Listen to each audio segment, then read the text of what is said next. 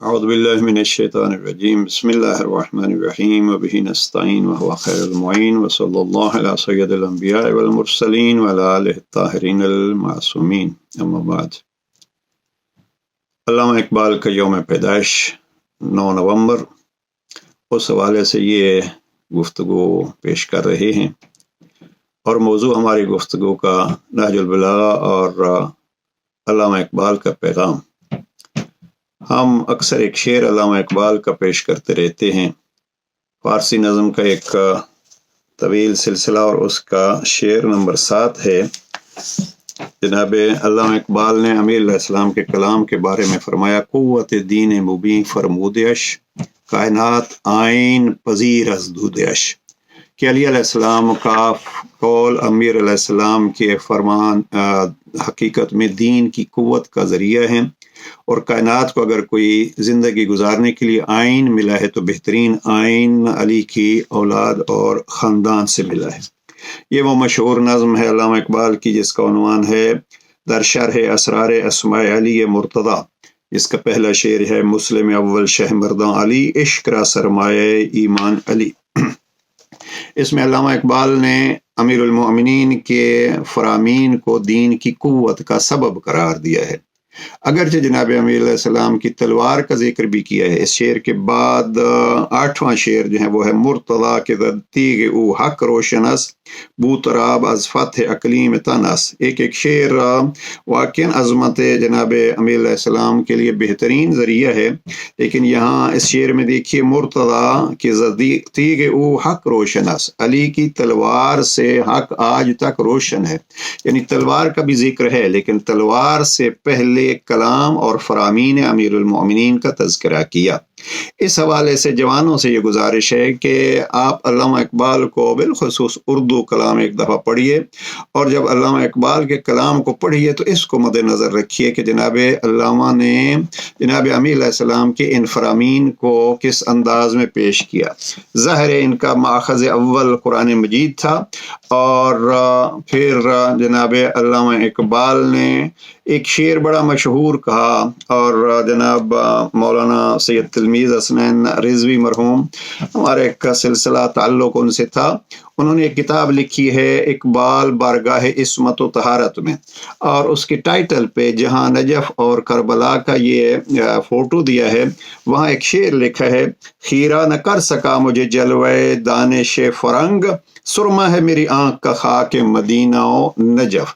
اب یہ خاک مدینہ و نجف اگر انسان کی بصیرت میں آ جائے تو پھر کوئی اور چیز خیرہ نہیں کر سکتی، کوئی اور چیز آنکھوں کو ادھر ادھر متوجہ نہیں کر سکتی، بلکہ پھر مدینہ اور نجف کی ہی باتیں ہوتی ہیں۔ اور مدینہ اور نجف کی باتیں حقیقت میں جناب امیر علیہ السلام اور جناب پیغمبر اکرم کے فرامین حقیقت میں قرآن کی تفسیر ہیں۔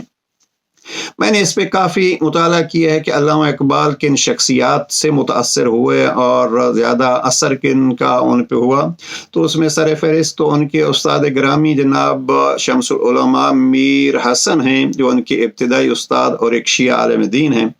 اس کے بعد علامہ اقبال کی زندگی میں ایک کافی اثر رہا سید جمال الدین افغانی کا، اور سید جمال الدین افغانی کے ایک بڑے مشہور شاگرد شیخ محمد عبدہ مصری، جنہوں نے نہج البلاغہ کی شرح کی ہے، وہ سید جمال کے مشہور شاگردوں میں سے ہیں اور ان کے دست راست ہیں۔ اس پہ ہم ایک ویڈیو پیش کر چکے ہیں۔ علامہ اقبال اپنے آخری ایام میں سید جمال الدین کا جب تذکرہ کرتے تھے تو ساتھ انہوں نے شیخ محمد عبدہ کا بھی بطور شاگرد خاص سے سید جمال ذکر کیا ہے۔ ایک مضمون دیکھ رہا تھا، اس پہ کافی میں نے مضامین پڑھے کہ کیا تعلق ہے اور کیا سلسلہ تھا سید جمال کا اور علامہ اقبال کا، ان کے آپس میں ملاقات نہیں ہے۔ ظاہراً ابتدائی دور تھا علامہ اقبال کا جب سید جمال وفات پا جاتے ہیں۔ بہرحال ایک مضمون میں دیکھ رہا تھا، مضامین اقبال تصدق حسین ناج نے جمع کیے ہیں، اس میں ایک مضمون ہے وہ، ہاں علامہ اقبال لکھتے ہیں: ہمارے زمانے کے کسی شخص نے روح اسلام میں اس قدر تڑپ نہیں پیدا کی جس قدر سید جمال الدین افغانی نے کی تھی۔ اب یہ چیز کیا بتلاتی ہے؟ یہ ہمیں بتلاتی ہے کہ علامہ اقبال سید جمال کو کس نگاہ سے دیکھتے تھے۔ موضوع ذہن میں رہے کہ نہج البلاغہ پر جناب علامہ اقبال کا کوئی نام تو اس انداز سے سامنے نہیں آیا، لیکن یہ ہے کہ فرمود عشق کو کہا کہ قوت دین کا سبب ہے۔ اب ہم دیکھتے ہیں کہ سید جمال کا طریقہ تبلیغ کیا تھا۔ وہ طریقہ تبلیغ اگر دیکھنا ہو تو خود ان کے بہترین اور ایک بلند ترین شاگرد شیخ محمد عبدہ مصری، انہوں نے نہج البلاغہ کی شرح لکھی۔ اب یہ کہاں سے؟ یقیناً وہاں بھی استاد کا اثر ہوگا۔ بہرحال ایک اثر جو میں یہاں عرض کرنا چاہتا ہوں، علامہ اقبال گویا مترجم قرآن ہیں، اور پھر پیغام نبی اور پیغام علی انہوں نے آگے بڑھایا، لیکن ایک جگہ پہ قرآن کے درس کے حوالے سے ایک شیعہ عالم کا کس انداز میں تذکرہ کرتے ہیں علامہ اقبال، وہ مد نظر رہے اور وہ آپ کی خدمت میں پیش کرنا چاہتا ہوں۔ ایک کتاب ہے مکاتیب علامہ اقبال بنام شاد، یہ نیٹ پہ موجود ہے، اور اس کے اگر آپ صفحہ 189 کو دیکھیں تو حیدرآباد کے مہاراجہ شاد کے نام انہوں نے خط لکھے علامہ اقبال نے۔ 49 خطوط علامہ اقبال کے ہیں اور 52 خطوط شاد کے ہیں۔ خط نمبر 48 اور 49 میں ایک شیعہ عالم شیخ عبدالعلی ہروی یا تہرانی کا تذکرہ کرتے ہیں علامہ اقبال۔ بس میں خط نمبر 48 پڑھتا ہوں، دیکھیے علامہ اقبال لکھتے ہیں کہ ہاں یہ عرض کرنا بھول گیا۔ مہاراجہ شاد کو، حیدرآباد دکن کے مہاراجہ کو خط لکھتے ہیں اور لکھتے ہیں ہاں یہ عرض کرنا بھول گیا کہ لاہور میں کچھ عرصہ سے ایک بہت بڑے ایرانی عالم مقیم ہیں، یعنی سرکار علامہ شیخ عبدالعلی تہرانی۔ معلوم نہیں کبھی حیدرآباد میں بھی ان کا گزر ہوا یا نہیں۔ عالم متبحر ہیں، مذہباً شیعہ ہیں۔ اس چیز کے لیے آپ کو زحمت دے رہا ہوں کہ اقبال پر کس کس کا اثر تھا، مگر مطالب قرآن بیان فرماتے ہیں تو سمجھنے سوچنے والے حیران رہ جاتے ہیں۔ اس کے علاوہ علم جفر میں کمال رکھتے ہیں۔ کبھی کبھی ان کی خدمت میں حاضر ہوا کرتا ہوں۔ اگر اس موسم میں سرکار لاہور کا سفر کریں تو خوب ہو کہ یہ آدمی دیکھنے کے قابل ہے۔ 1922 میں عبدالعلی ہروی کی رحلت ہوتی ہے، اور عبدالعلی ہروی وہ شخص ہیں جو برلن میں جاتے ہیں، اور ان کا بڑا مشہور واقعہ ہے نہج البلاغہ کے حوالے سے کہ علامہ عبدالعلی ہروی کہتے ہیں کہ میں برلن جرمنی میں گیا تو وہاں میں نے عربی کے ایک پروفیسر کے ہاتھ میں ایک کتاب دیکھی، اور وہ کتاب کو لہرا کے کہہ رہے تھے کہ یہ ہے معجزہ مصطفیٰ۔ تو میں سمجھا کہ قرآن مجید ان کے ہاتھ میں ہوگا۔ جب قریب گیا ہوں تو ان کے ہاتھ میں نہج البلاغہ تھا۔ جب ان سے پوچھا گیا انگریز پروفیسر سے اور عربی کے پروفیسر سے کہ یہ آپ کیسے کہہ رہے ہیں کہ یہ مصطفیٰ کا معجزہ ہے، تو وہ کہتے ہیں جس استاد کے شاگرد ایسے ہوں وہ استاد کیا مقام رکھتا ہوگا۔ اس کو مواعظ حسنہ میں واقعے کو نقل کیا گیا ہے۔ سید محمد سبطین نے علامہ عبدالعلی ہروی کے یہ مواعظ جمع کیے ہیں۔ تو عرض یہ کرنا تھا کہ علامہ اقبال پہ نہج البلاغہ، یا نہج البلاغہ نہ کہیں، آپ کہیں کلام امیر المؤمنین کا کتنا اثر تھا۔ اب اگر عبدالعلی ہروی قرآن کے اتنے ماہر سمجھے جاتے ہیں علامہ اقبال کے ہاں، تو جب ان کے ساتھ نشستیں ہوں گی تو یقیناً نہج البلاغہ کی باتیں بھی ہوں گی، اس لیے کہ علامہ ہروی وہ ہیں جو کہتے ہیں کہ نہج البلاغہ کو ایک انگریز معجزہ مصطفیٰ قرار دیتا ہے۔ اب پیغام نہج البلاغہ کو اگر آپ دیکھیں تو میں جوانوں سے یہاں عرض کروں گا اور بات مختصر کرتے ہیں۔ علامہ اقبال کی 3 چیزیں مجھے بہت پسند ہیں اور ان کو بار بار علامہ اقبال پیش کرتے ہیں۔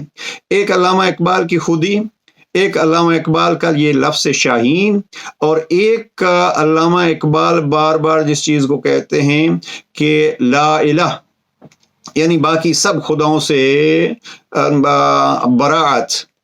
اب یہ 3 موضوع ہیں، لا الہ اور پھر الا اللہ بہت کم علامہ اقبال کے الفاظ میں ہیں، یعنی پہلے جو ہیں وہ باقیوں کا انکار۔ اب ان 3 چیزوں کو لیجئے، خود ہی علامہ اقبال کے اگر دیکھیں، نہج البلاغہ کے تحت دیکھیں، تو میں اس کو سمجھتا ہوں کہ ایک جملہ امیر المؤمنین کا कुल्ले महवर खुदी इकबाल है। और वो मैं ये नहीं कह रहा कि अल्लामा इकबाल ने इसी जुमले को लिया होगा, लेकिन वो पैगाम जो जनाब अमीर अलैहिस्सलाम का है, वो पैगाम जवानों के लिए अशआर की ज़बान में, आसान ज़बान में अल्लामा इकबाल के यहाँ मिलेगा। और वो क्या है? खुतबा नंबर 16 में अमीरुल मोमिनीन फरमाते हैं वकफ़ा बिल मर्इ जहलन अन ला यअरिफ क़द्रह, या खुतबा नंबर 101 में है अल आलिम मन अरफ़ क़द्रह। आलिम वो है हकीकत में कि जो अपनी कदर को, अपनी शख्सियत को, अपने मकाम को, या बकौल इकबाल के अपनी खुदी को जानता है। लिहाजा इस निगाह से अल्लामा इकबाल के अक़वाल को पढ़ा जाए कि अली जिसको अपनी कदर पहचानवाना चाहते हैं, उसी को अल्लामा इकबाल अपने लफ्ज़ों में खुदी कहते हैं। दूसरी चीज़ जो शाहीन है, अब बात लंबी न करूं, शाहीन की जो खुसूसियात हैं मुझे नहीं मालूम कि ये किस हद तक हकीकत है, लेकिन बाज़ मज़ामीन में मैंने देखा है कि अल्लामा इकबाल से पूछा गया कि शाहीन को आप क्यों बार बार जिक्र करते हैं, तो उसकी 5 खुसूसियात शाहीन की बयान की हैं। अब उस तफसील में नहीं जाते, लेकिन अल्लामा इकबाल ने शाहीन के लिए मसलन बुलंद नजरी और हिर्स और हेवस से दूरी और ऊंची उड़ान के तौर पर बयान किया है। अब नहजुल बलागा को आप देखिए तो मसलन खुतबा नंबर 190 में अगर आप जाके देखिए, जनाब अमीरुल मोमिनीन ने अंबिया का जो मकाम बतलाया है वो यही है, बुलंद नजरी है, पुख्ता इरादे हैं और कनाअत है। मसलन जनाब अमीर अलैहिस्सलाम फरमाते हैं वलाकिन्नल्लाह सुब्हानहु जअल रुसलहु उली कुव्वतिन फी अज़ाइमिहिम मा कनाअतिन तमलउल कुलूब। अल्लाह सुब्हानहु तआला ने अपने रसूलों को इरादों में कवी, और फिर आगे फरमाते हैं और उन्हें ऐसी कनाअत से सरफराज कर दिया है जो दिलों और आँखों को बेनियाजी से भर देती है। ये बेनियाजी है शाहीन में, ये अल्लामा इकबाल का फ़क्र। वो इस जुमले में कि जनाब अमीर अलैहिस्सलाम एक इंसान बा कमाल को, यानी अंबिया को जिस अंदाज से पेश करते हैं, वही अल्लामा इकबाल शाहीन की सूरत में पेश करते हैं। तो शाही है बसेरा कर पहाड़ों की चट्टानों पर, तो ये जवानों के लिए पैगाम है। और आखिरी चीज़ जो ला इलाह का तस्वुर है अल्लामा इकबाल के यहाँ, अब इस तौहीद नहजुल बलागा में जो है उसका भी खुलासा यही है, बस अल्लाह। और इसका और क्या अर्ज़ किया जाए, अल्लामा इकबाल का इस कलाम पे क्या असर होगा कि जब इस ला इलाह की बुनियाद भी अली के बेटे को करार दे दिया है। और करबला में उस मंजर को पेश करते हुए इकबाल फरमाते हैं बहर हक दर खाक खूं गलती दयास पस बिना इलाह गर्दी दयास। परवरदिगार इस अंदाज से हमें कलाम अली को समझने, और जिसको अल्लामा इकबाल कहते हैं ये कुव्वत दीन मुबीन है, इस कुव्वत को जानने की तौफीक नसीब फरमाए। और बतौर तर्जुमे नहजुल बलागा, बतौर तर्जुमे फरमूद अली इब्न अबी तालिब, कलाम इकबाल को भी पढ़ने की हिम्मत अता फरमाए। वस्सलामु अलैकुम व रहमतुल्लाह।